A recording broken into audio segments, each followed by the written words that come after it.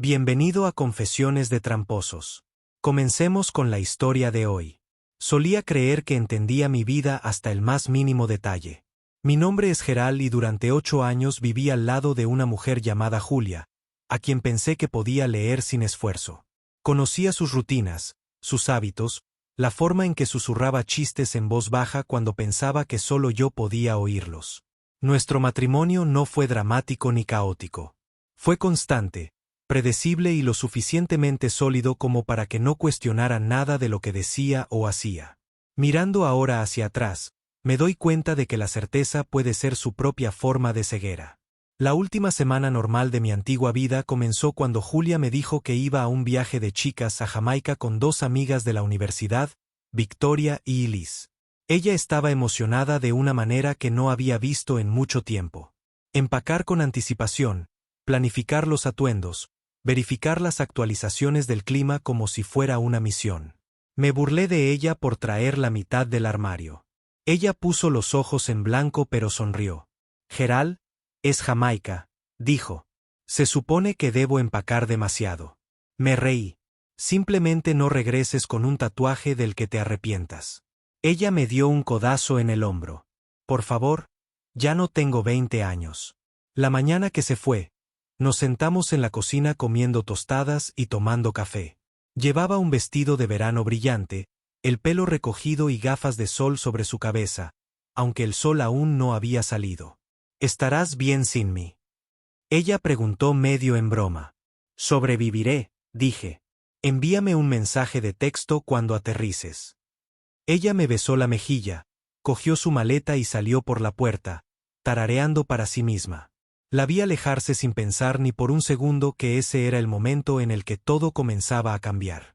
Durante 4 días, la vida continuó como siempre. Trabajo, cena sola, algunos mensajes cortos de Julia, fotos de playas, palmeras, copas con sombrillas. Todo parecía normal. Todo sonaba normal. No sentí ni un atisbo de lo que venía. Pero la noche antes de su regreso, me desperté alrededor de las 3 de la mañana con una extraña pesadez en el pecho. No hay ninguna razón detrás, ningún sueño, solo una sensación tranquila e inquieta sentada en el medio de mis costillas. Lo ignoré. Si hubiera prestado más atención a esa alerta temprana, tal vez nada hubiera cambiado. O tal vez la verdad siempre llegaba sin importar lo que hiciera. Julia regresó un jueves por la tarde. Entró oliendo a protector solar y jabón de aeropuerto, vistiendo una camisa suelta y el cabello trenzado. Ella me abrazó, pero fue un gesto breve, casi apresurado, como si necesitara terminar con ello de una vez. El viaje estuvo genial, dijo rápidamente. Estoy agotado, sin embargo. Es un vuelo largo. Ella no parecía agotada. Ella parecía inquieta. Al principio me dije que simplemente estaba cansada del viaje. El jet lag puede hacer que cualquiera se sienta extraño. Pero en 24 horas, noté cosas que no podía explicar. Mantuvo su teléfono pegado a la palma de su mano. Ella escribió rápido y luego bloqueó la pantalla antes de que yo me acercara. Ella cambió la contraseña de su teléfono esa misma noche. No lo mencioné, pero vi la forma en que protegió la pantalla con su mano cuando sonó una notificación. Pequeñas cosas acumuladas. Se duchó en cuanto llegó a casa. No solo una vez, sino 3 veces distintas durante el primer día, como si estuviera intentando quitarse de encima todo el viaje. Ella no contó ninguna historia. Por lo general, hablaba durante horas después de viajar, describiendo cada pequeño momento. Esta vez, silencio. Cuando le hice preguntas sencillas, ella las esquivó. ¿Cómo estuvo el resort? Estuvo bien. ¿Qué hacían ustedes la mayoría de las noches? Nada especial. Nada especial en Jamaica. Pregunté medio riendo. Sus ojos se movieron hacia arriba por un segundo, luego hacia abajo nuevamente. Solo cosas de chicas. ¿Por qué necesitas los detalles? El tono me impactó más fuerte que las palabras. Me eché hacia atrás. Solo estaba preguntando. Bueno, no me interrogues. Ella se quebró. La miré fijamente. Julia nunca me habló así. Ni una sola vez en 8 años. Ella también debió darse cuenta, porque suspiró y se dio la vuelta. Lo siento, estoy cansada, murmuró. Pero no se detuvo. Ella se fue a la cama temprano. Ella se despertó antes que yo. Ella salió para atender llamadas. Ella dijo que eran de Victoria o Elise, pero sonaba nerviosa, no amigable. Cada día se abría otro hueco, otro cambio, otra pieza de ella que no reconocía. Aún así, no la acusé. De nada. No levanté la voz. Yo no empujé. Acabo de mirar. Y cuanto más miraba, más obvio se volvía. La mujer que regresó a mi casa no era la misma que se fue a Jamaica. La primera grieta real apareció una semana después de su regreso. Julia empezó a tener náuseas por las mañanas. No fue un leve vuelco de estómago. Me refiero a las náuseas que provoca ir corriendo al baño. Al principio pensé que era un error. Quizás algo que comió en el viaje. Pero la enfermedad no pasó. Cada día era peor. Una mañana, la oí atragantarse detrás de la puerta cerrada del baño. Cuando salió, su rostro estaba pálido y su cabello se le pegaba a la frente. ¿Estás bien? Yo pregunté. Sí, dijo demasiado rápido. Simplemente adaptándome nuevamente a la comida normal. Asentí, pero ella no me miró a los ojos. Ella fue directamente al dormitorio y se acostó sin decir otra palabra. Durante los siguientes días, se sintió cansada, se irritó con facilidad y se puso extrañamente emocional. Ella apartó la cena, alegando que no soportaba ciertos olores. Ella empezó a usar ropa más holgada. No dije nada en voz alta, pero en mi interior las preguntas se acumulaban como ladrillos. Luego llegó la noche y todo se apretó. Julia se había quedado dormida temprano. Fui al lavadero para tirar un montón de su ropa. Cuando revisé los bolsillos de sus jeans, algo pequeño y doblado se deslizó hacia afuera. Un recibo arrugado de un bar. No es inusual. La gente guarda los recibos. Pero este no era de aquí. Estaba estampado con el nombre de un centro turístico de Jamaica. Y en el reverso, escrito con bolígrafo, estaba un nombre que nunca había oído antes. Keon. Solo el nombre, nada más. Me quedé allí parado por un largo momento. Le di vuelta al recibo una y otra vez, tratando de reconstruir cómo terminó en su bolsillo cuando ella nunca mencionó haber conocido a nadie. No la desperté. No entré furioso en el dormitorio exigiendo respuestas. En lugar de eso, doblé el recibo de la misma manera que lo encontré. Lo deslicé nuevamente en su bolsillo y encendí la lavadora. Al día siguiente, sus náuseas empeoraron. Ella me gritó porque le pregunté si quería té. Ella no me dejó acercarme a su teléfono. Ella evitaba cualquier cercanía física. Fue entonces cuando me asaltó el pensamiento. No de manera ruidosa, no de manera dramática, solo una posibilidad silenciosa y sólida que va tomando forma. Algo pasó en Jamaica. Y fuera lo que fuese, Julia no me lo contaba. 2 semanas después de que Julia llegó a casa, la tensión en la casa parecía tener peso. Ella se movía en silencio, evitándome, evitando la conversación, evitando cualquier cosa que pareciera honestidad. Las náuseas seguían empeorando y ella dormía más de lo que nunca la había visto dormir. Una noche, cuando ella apartó la cena y se agarró el estómago como si algo le doliera por dentro, finalmente lo dije. Julia, necesitas hacer un examen. Ella se quedó congelada, no molesta, no confundida, asustada. No necesito ninguna prueba, susurró. Llevas días enfermo, respondí con calma. No te vino el periodo. Sus ojos se dirigieron hacia mí. ¿Por qué estás rastreando mi cuerpo? Eso es control. Estoy siguiendo el calendario, dije. Eso es todo. Ella se puso de pie y empezó a caminar de un lado a otro frente a la mesa. No levanté la voz. No presioné más fuerte. Solo esperé.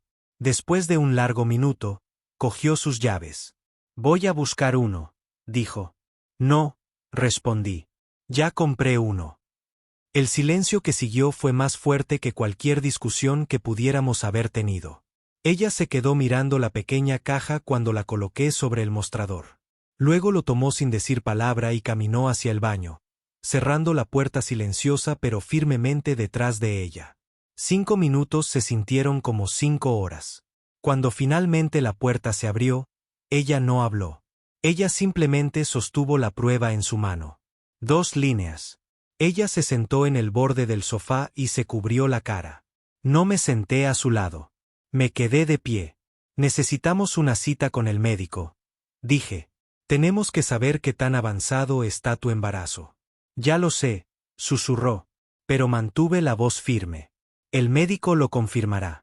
Unos días después, estábamos sentados en una sala de exámenes mientras la doctora escribía tranquilamente en su escritorio.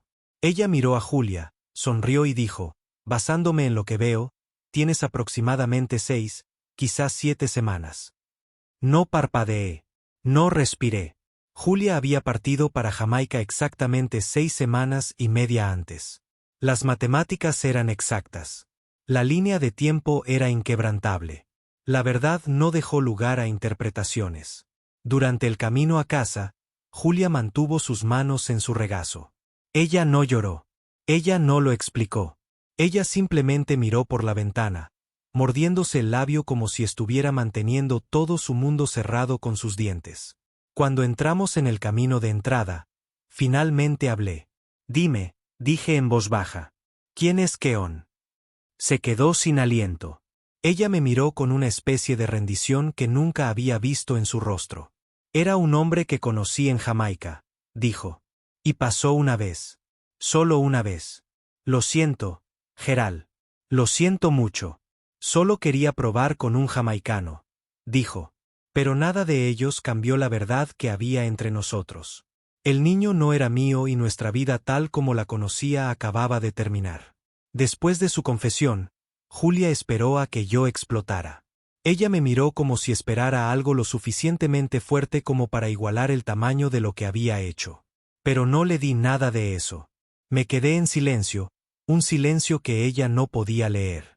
Ella me siguió de habitación en habitación durante el resto de la noche, hablando rápido, disculpándose, tratando de crear explicaciones que sonaran menos dañinas. No fue planeado, estaba borracho.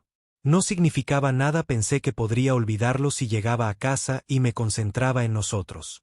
Ella seguía dando vueltas en las mismas líneas, esperando que alguna suavizara la verdad. No discutí. No la consolé. Yo no la ataqué. Yo simplemente asentía de vez en cuando y escuchaba como si estuviera estudiando a una extraña porque eso era exactamente lo que estaba haciendo ahora. Más tarde esa noche, cuando finalmente lloró hasta quedarse dormida, me senté en la sala de estar con mi computadora portátil y abrí una ventana privada del navegador. Busqué el mejor abogado de familia de la zona. Surgió el nombre, Anthony Clark. A la mañana siguiente, mientras Julia se duchaba, salí y lo llamé. Mantuve mi voz calmada, firme y objetiva. Me pidió que entrara de inmediato. La oficina de Anoni estaba tranquila, organizada y fría como suelen ser los lugares serios. No pareció sorprendido cuando le conté la historia. La infidelidad no era algo nuevo para él. Pero con el embarazo, él se inclinó un poco hacia atrás en esa parte. Es necesario protegerse, dijo, legal y financieramente de inmediato. Él expuso los pasos. Finanzas separadas. Documentar todo, prepárese para el divorcio. Mantenga las emociones fuera. Estuve de acuerdo con todo. Sin dudarlo. Cuando llegué a casa, Julia estaba sentada en el sofá con los ojos rojos. Ella se levantó rápidamente. Gerald, podemos arreglar esto, dijo con voz temblorosa. Haré cualquier cosa. Hablamos más tarde, respondí manteniendo mi expresión vacía. Esa frase rompió algo dentro de ella. Ella intentó agarrar mi brazo, pero yo me hice a un lado. Pasé el resto de la semana reuniendo tranquilamente lo que necesitaba. Abrí una nueva cuenta y moví mi dinero. Todo legal, todo rastreado, todo limpio. Por primera vez en días, sentí que mi mundo se estabilizaba bajo mis pies. No por Julia, sino porque finalmente tenía un plan. Cuando llegó el fin de semana, todo estaba listo. Anthony había redactado la petición de divorcio, completa con plazos, confirmación médica y una declaración firmada que describía la admisión de Julia. El archivo estaba organizado y hermético. No le dije que ya lo había enviado. No le dije que había una fecha de audiencia pendiente. Simplemente me moví con ese tipo de calma que pone a la gente nerviosa. Ese sábado por la noche le pregunté a Julia si podíamos hablar. Parecía aliviada, como si pensara que lo peor había pasado. Por supuesto, dijo ella. Vamos a arreglar esto. Ella intentó sonreír. Se tambaleaba en los bordes. Nos sentamos en la sala de estar. Se posicionó cerca de mí en el sofá, tratando de cerrar la distancia física que había mantenido durante toda la semana. Me moví ligeramente hacia un lado. Gerald, comenzó. He estado pensando en todo. La terapia podría ayudar, o tal vez un viaje, solo nosotros. Sé que cometí un error. Sé que te lastimé, pero quiero salvar nuestro matrimonio. Escuché sin interrumpir. Cuando terminó, busqué en la carpeta que estaba a mi lado y coloqué una pila de papeles sobre la mesa de café. ¿Qué es eso?, preguntó ella, ya temerosa de la respuesta. Solicitudes de divorcio, dije. Ella parpadeó. ¿Qué? No, Gerald, espera. Ni siquiera lo hemos intentado. No me interesa reparar algo que se estropeó en otro país, respondí. No fingiré que esto es recuperable. Se tapó la boca y negó con la cabeza. Podemos superar esto. Te juro que lo haré mejor. Fue un error de una noche. Julia, dije en voz baja. Esto no fue un error. Un error es como dejar caer un vaso. Esto fue una elección. Se le saltaron las lágrimas. Me tomó la mano. No se la di. Ya lo presenté. Continué. Toda comunicación pasa por Anthony ahora. Me iré pronto. No puedes irte así como así, gritó. Gerald, por favor, no hagas esto. No tires todo lo que hemos construido. No voy a tirar nada, dije. Lo hiciste. Por un momento, se quedó mirándome fijamente, respirando con dificultad, como si su cuerpo intentara mantener unido algo ya roto. ¿Hay alguien más?, susurró. Es por eso que lo haces con tanta facilidad. No, respondí. Ahí está. No necesitas ser otra persona para que me respete. Su rostro se arrugó. Esto es definitivo, dije. No hay nada que discutir. Entonces se dio cuenta de que la conversación no era una negociación. Era una notificación. Empecé a empacar esa misma noche. No frenéticamente, ni con enojo, solo metódicamente, como hacía todo lo demás en mi vida. Saqué una sola bolsa de lona del armario. No me llevé nada sentimental. Ni una foto, ni un regalo, ni un recuerdo de nuestros años juntos. Esas cosas ya no pertenecían a mi vida. Julia estaba de pie en la puerta mientras empacaba. Parecía más pequeña de lo que la había visto nunca, como si alguien le hubiera drenado el color. Tenía los ojos hinchados de llorar. Se abrazaba como si intentara mantener todo su mundo en su lugar. ¿De verdad te vas?, susurró. Sí, dio un paso adelante. ¿A dónde vas? No voy a compartir eso.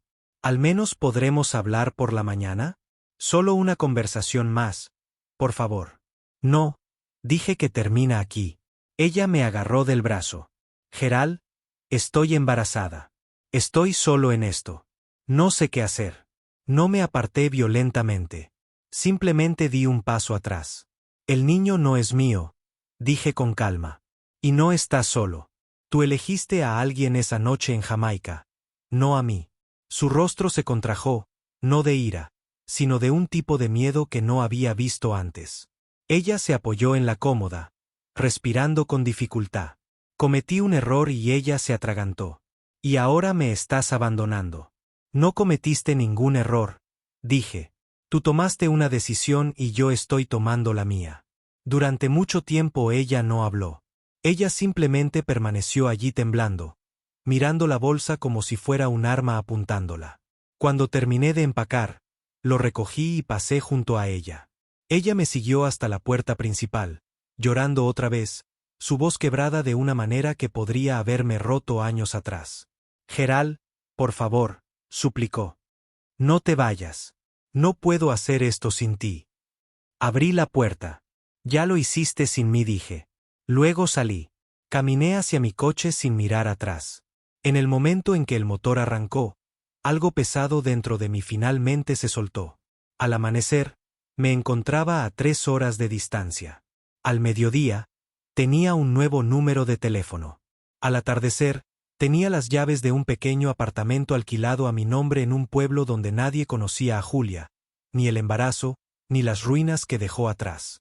Y por primera vez en mucho tiempo, el silencio se sintió pacífico.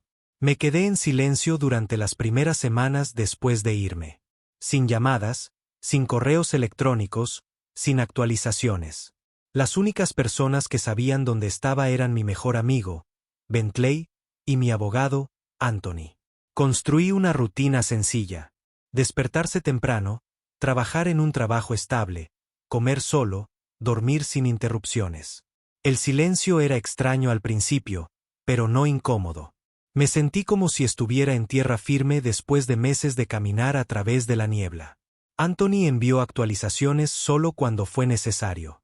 El primero llegó 2 semanas después de que me fui. Julia se había mudado de nuestra casa. Ella no podía pagar la hipoteca sola y no quería quedarse en un lugar lleno de fantasmas, según le dijo. Después de eso, los correos electrónicos comenzaron a llegar. No directamente a mí. Julia los envió a través del abogado. Disculpas. Párrafos sobre el arrepentimiento y el miedo.